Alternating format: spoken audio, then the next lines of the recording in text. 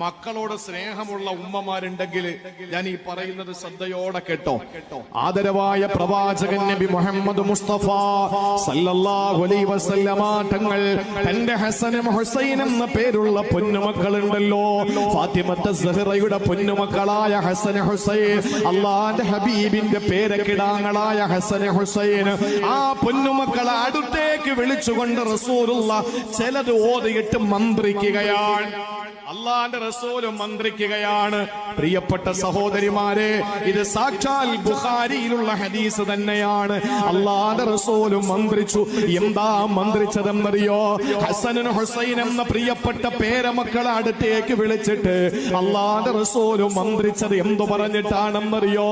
അഊദു ബികലിമാത്തില്ലാഹി തമ്മാ മിൻ കുല്ലി ശൈത്താനിൻ വഹമ്മാ വമിൻ കുല്ലി ഐനിൻ ലമ്മാ.